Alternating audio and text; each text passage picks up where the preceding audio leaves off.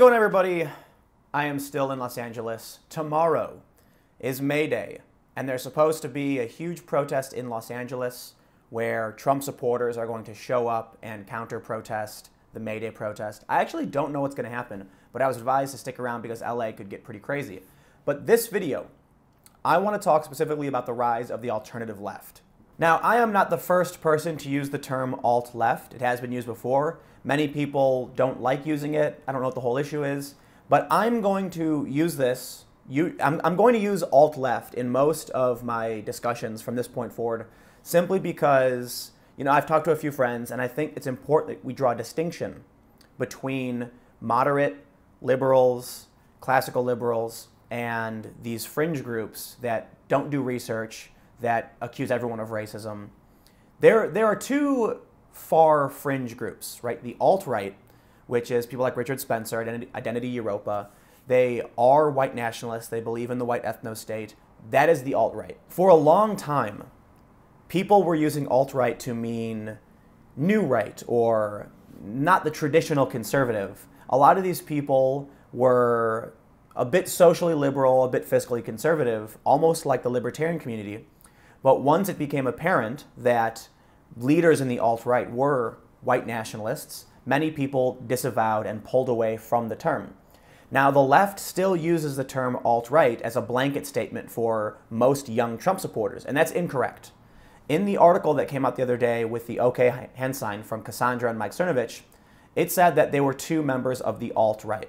Now, you could put up an argument that Cernovich was at some point aligned with the alt-right, but he did disavow, and I think the common term many people use now is alt-light. But Cassandra Fairbanks has never really been a part of the alt-right groups. I mean, she was a Bernie Sanders supporter, and now she's just a Trump supporter. So you can't just say simply because she's a millennial and she's a Trump supporter that makes her alt-right. That's not accurate. To the same degree, we need to make sure that we separate out liberals from the alt-left. So I'll give you an example of alt-left. You have these fringe websites that publish things without basis, without fact. They make opinion statements as though they're true, and when confronted with fact, they stand their ground and assert that things like this are a symbol of white supremacy.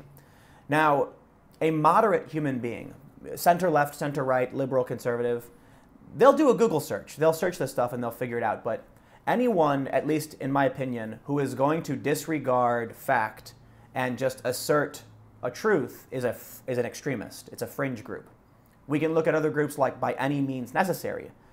That is also a fringe group. These are small communities that do not represent the greater community at large. So when you're talking to someone who is adamant about a Trump hat is triggering and it could cause, anxiety to certain marginalized voices, that is alt-left. That is this belief, almost as extreme as white nationalism. Now, I don't care what you believe. If you want to be alt-left or alt-right, by all means, go ahead and believe whatever you want. But these distinctions are important. And we've talked a lot about Trump supporters and the alt-right in the media, but I think we need to make sure that we have the distinction between the alt-left and liberals in the media as well. The alt-left doesn't believe in free speech. There's pictures of them, say, burning free speech signs. They say that hate speech is not protected speech. Modern liberals, classical liberals, don't agree with that assessment.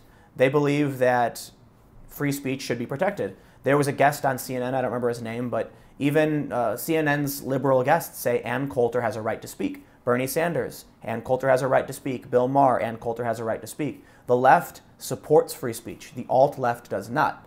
These distinctions are important. Now look, if you're one of the people who believes in the alt-left, if you are someone who is in the alt-left, by all means, just call yourself that. That's fine. There's no reason to take offense at these terms that people use to identify certain groups.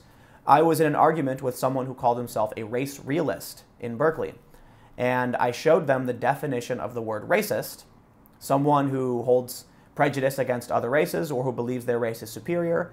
And I said, look, this defines what you're telling me. This makes you a racist. And they said, okay, fine, I'm a racist. And I'm like, there you go.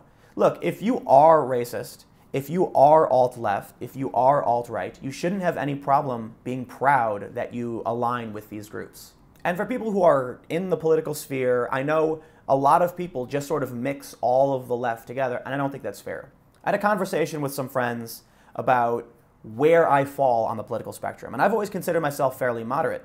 I have said in the past that I lean left, and that's simply because I'm from the south side of Chicago. You grow up in a city, you're going to be leaning slightly to the left. That's just the way it is. You grow up in the countryside, you'll probably lean a little bit to the right.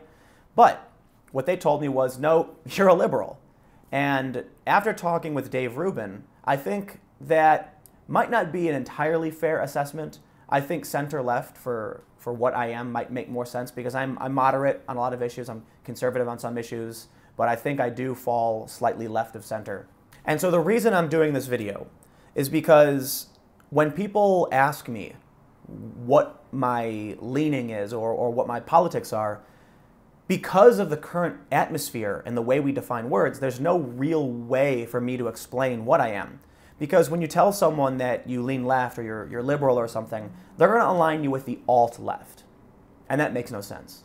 And for that matter, we do have the same problem on the right, where someone like Cassandra Fairbanks, who's just a Trump supporter, is called alt-right. And that's not true either. And this is why in Berkeley, I had originally called the event an alt-right event because I genuinely thought it was members of the alt-right. But upon going there and meeting the people attending, I realized it wasn't, in fact, members of the alt-right. It was run-of-the-mill conservatives, some liberals, and some white nationalists. So you can't just do a blanket statement. Language is the biggest barrier in our political debate. And it's probably been this way forever. But people use words to mean different things, and then we end up not even arguing the same point. We're arguing something totally different. So as long as people have an idea of what one group is and what it represents, we can't have a fair discussion about what our beliefs actually are. If you say you're liberal, what does that even mean? This is why I think it's important to say to the people who don't believe in free speech or who believe that hate speech is not protected, that is alt-left. And if that's what you believe, absolutely believe it. You're entitled to your beliefs, you're entitled to your activism, and you're entitled to fight for what you think is right. But it's important to say that you are alt-left because classical liberals, modern liberals, they do think hate speech is protected speech. I got inspired to do this video because a lot of people have been talking about me being red-pilled or saying that I'm conservative, and that's just not true. I've never been conservative. My politics haven't changed. And what I realized was that people have stopped using the term left and right to refer to your policy opinions, and it more has to do with your stance on social issues. So the left and the right are now basically, are you politically correct or are you not politically correct? And this isn't a blanket statement. Some people on the right are politically correct and some people on the left aren't politically correct. But the point is, when someone asks you if you're a liberal, what they're really asking you today, usually, is are you alternative left? Because again, liberals don't believe in these things. Conservatives don't believe in these things. But the alt-right and the alt-left, they do. There are two fringe groups on each side, and it's important that we don't just lump everyone in with every other group, be it alt-right or alt-left.